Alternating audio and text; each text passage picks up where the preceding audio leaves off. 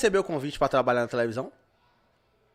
Não cheguei. Eu já dei muita entrevista, por exemplo, para Fox News, até mesmo para Al Jazeera, TV Al Jazeera já dei entrevista, para Band, para Rede TV e também para CNN. Rádio, o tempo todo, às vezes me chamam para falar de repente alguma coisa, alguma chuva, alguma coisa assim, algum fenômeno louco. Por exemplo, quando a gente estava conversando aqui de futebol, né? Certo. Teve a final da Libertadores entre Flamengo e Atlético Paranaense, né?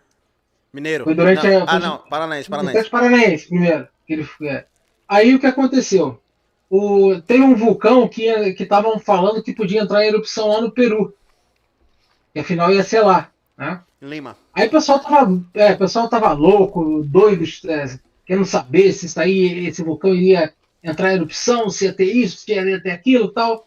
Aí a Rádio Bandeirante me chamou para fazer uma live com eles, tal, tanto no YouTube quanto na rádio, ao mesmo tempo. E aí eu expliquei, né, como é que era o vulcão, tal, que as pessoas poderiam ir tranquilo, que não ia entrar em erupção, e não entrou. Ainda bem, né? Mas é assim, no caso, o pessoal usa previsão também para saber se o vulcão vai entrar em erupção? Como é que funciona? Então, Vai entrar em então erupção. existe, existem alguns sinais que o vulcão dá que ele pode entrar em erupção, mas a gente não sabe quando vai acontecer, tá? Existem alguns sinais que o vulcão fala assim, ó, tô ficando agitado, tô ficando puto. Então aí ele vai e emite esses sinais. Aí quem conhece sabe, por exemplo, se o solo começa a inchar, a inflar, é sinal que está tendo acúmulo de gás ou de lava. Hum, Aí começa a emitir bastante gases. Começa a ter muito terremoto próximo ao vulcão. Isso aí já pode ser um sinal. Então, quando a gente pega todos esses sinais que o vulcão emite, aí a gente acaba falando, olha, é bom começar a tomar cuidado. Aí fala, olha, aquela erupção é iminente, mas esse iminente pode ser daqui a um ano, daqui a 5 anos, daqui a 10 anos, entendi, entendeu? entendi. No caso, o vulcão funciona diferente do que o tempo, chuva, raio, Totalmente tempestade, diferente. totalmente diferente. Total... É uma, Impossível. É impossível prever vulcão e terremoto. ainda assim, me parece ser mais preciso do que chuva, é isso? Não. Chuva é muito mais fácil de Ah, entendi. prever. Só que você tem que ter equipamentos para isso. Por exemplo, os Estados Unidos, eles sabem até mais ou menos para onde o furacão vai. Hum, Tá? Eles conseguem fazer uma direção. Por quê? Um furacão, quando atinge lá, cara, é um prejuízo do cacete, é, né? é. Geralmente destrói a cidade Então, inteira. exatamente. Aí Mas como é que. aqui. Mas assim, o furacão, ele nasce de onde? Fica um cara na borda da terra, aperta o botão e sai um furacão? Como é que acontece? Não, olha só, primeira coisa, né? Terraplanismo é uma das coisas mais idiotas que a gente que a gente tem que escutar na internet, né? Por favor. Puta que. É brabo. É brabo escutar isso daí. Mas Certo, o rapidinho, fura. rapidinho, rapidinho. Ah, Rapidinho, calma, ah, calma. Eu tinha outra pergunta. É fato ou fake? Você já deve ter visto esse vídeo, você já deve ter reagido a esse vídeo e tudo. Um vídeo que aparece assim: dois jovens jogam uma pedra num vulcão e acordam o vulcão. Você já viu esse vídeo? não, mas é fake. É, É é, fake. me parece ser fake, mas assim, eu tinha que falar com a pessoa certa pra me dar essa resposta. Não dá pra acordar um É vulcão com fake. uma pedra, não é isso? Não. Às vezes nem com uma bomba nuclear. Certo. E nem tem um vulcão em 2021, lá nas Ilhas Canárias, né? Que a Espanha estava querendo tacar uma bomba dentro do vulcão e pensar, tem bomba nuclear para parar a erupção, que ela estava já durando alguns meses, né, para parar a erupção lá na Ilha das Canárias. Então, aí eu falei, puta, que idiotas. Aí o pessoal do Instituto Vulcanológico lá, que eu conheço algumas das pessoas de lá, eles falam assim, não, faz isso não, tá louco, tá maluco, cala a boca. É aqueles políticos imbecis, né, que você pode falar merda. Então, aí o cara, o geólogo-chefe lá já mandou ele calar a boca, parar de falar merda e parar com isso, que não, É, me parece uma não ideia tem meio bosta jogar uma bomba lá. muito, meio não, meio você tá sendo bonzinho, né? É, é. Eu fui irônico quando eu falei meio. Mas vamos lá. Outra parada do vulcão. Essa parada que aconteceu na Indonésia aí, com a menina lá, infelizmente ela veio a falecer. O Brasil... A primeira pergunta pode ser uma pergunta idiota, mas como eu falei, eu vou fazer várias perguntas idiotas aqui pra pessoa que vai saber me responder. Tem vulcão no Brasil? Ou já teve? Tem histórico de vulcão no Brasil? Vamos lá, primeira coisa, não existe pergunta idiota. Idiota é não perguntar, Obrigado. tá? Então, vamos ver o seguinte. Sim, tá? O Brasil já teve um cenário vulcânico muito, muito, muito bem ativo, tá? Inclusive, tem um derramamento de lava muito grande ali na região central do Brasil, São Paulo e tal, que foi parar lá na África na época que estava colado com a Pangeia. Então, a gente sabe que durante um tempo a África e o Brasil estavam colados, porque existe a mesma lava vulcânica no Brasil que escorreu lá para Namíbia, na África. Tá? E, sim, o Brasil já teve vulcões muito ativos, Rio Grande do Sul, Nordeste, dizem que o mais antigo fica na Amazônia, tá? Aproximadamente 1 bilhão de anos, mais antigo conhecido. E o último fica numa ilha, tá? Que é brasileira, ali no Atlântico Sul, tá? Que foi aproximadamente 300 mil anos atrás, que foi o último sinal de vulcanismo no Brasil. Certo, Tá? certo. Não tem nenhum vulcão ativo no Brasil, tá, pessoal? Podem ficar tranquilos. Perfeito. Aí o que aconteceu na Indonésia, a menina caiu em um lugar que pra muita gente era impossível ela ser resgatada. O que é que você acha que deveria ter feito? O que é que você acha que faltou das partes que estavam tentando o resgate? E se tinha realmente como fazer alguma coisa ali, cara? Então, eu vou resumir aqui para você o que eu falei em um vídeo de 25 minutos no meu canal. Tá? Eu fiz porque as pessoas estão falando assim, tá demorando muito para atender, demorando muito para socorrer. Primeiro a gente tem que entender a região e como que funciona aquele local. O local onde ela caiu, né, é uma trilha muito estreita, um solo arenoso, ou seja, areia, né, aquela areia, um pó, e rochas soltas. Então ela pode ter se desequilibrado tal, e caído. Então a primeira coisa ali aquela trilha era para ser feita com pessoas experientes.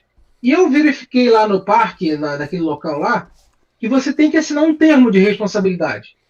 E tem uma lista de situações que tem que ter. Tem que ter bota, tem que ter casaco, tem que ter tem que levar um monte de coisa. Então, beleza. Isso aí ela estava sabendo. Todo mundo tem que assinar essa lista. Essa regrinha, né? Até mesmo isentando o pessoal lá de qualquer merda. Aí, beleza. Aí ela caiu. Ela caiu e rolou. Dizem que primeiro rolou 300 metros. Né? Aí o pessoal fica falando, olha, tem que resgatar, tem que resgatar, tem que resgatar. Aquele lugar ali na Indonésia, ela possui um clima, tá? Que é chamado de tropical de monções. E aquele clima ali, durante esse período de ano, que começa justamente em junho, olha, de uma hora para outra, você pode mudar o tempo assim, ó, que vem o vento lá do oceano, ele bate na montanha de um lado e do outro ele acaba descendo e acaba vindo também um vento lateral que o helicóptero não conseguia se estabilizar para descer. Aí o pessoal falando o seguinte, por que um drone conseguiu filmar a garota com o quê? Uma câmera de calor, tá? Não foi uma câmera normal. Por que não mandaram água, comida, não sei o que para ela? Muita gente falou isso. Aí eu falo o seguinte, que a mesma condição que não deixou o helicóptero baixar, tá? Também não deixaria o drone. Por quê?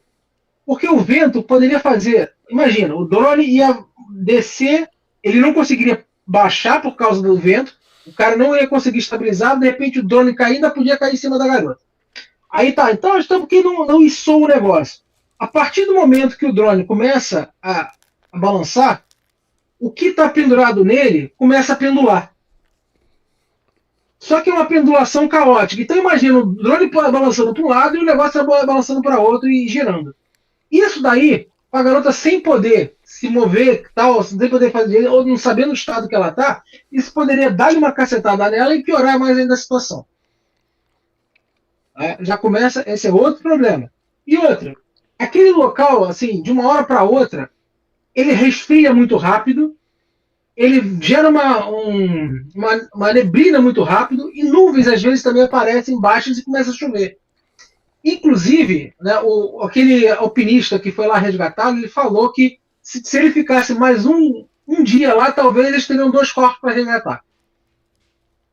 Entendeu? Porque realmente é uma situação muito extrema lá que aconteceu. Mas teve, poucos meses antes, uma outra pessoa que caiu e conseguiu ser resgatado com vida. Por quê? Porque a condição climática não era as monções de verão lá daquele local.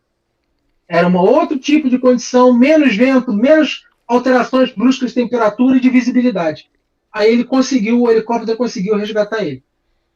Entendeu? E até mesmo, você quando vai fazer uma caravana lá, você não leva, você não vai levar tudo, você tem que levar uma coisa básica.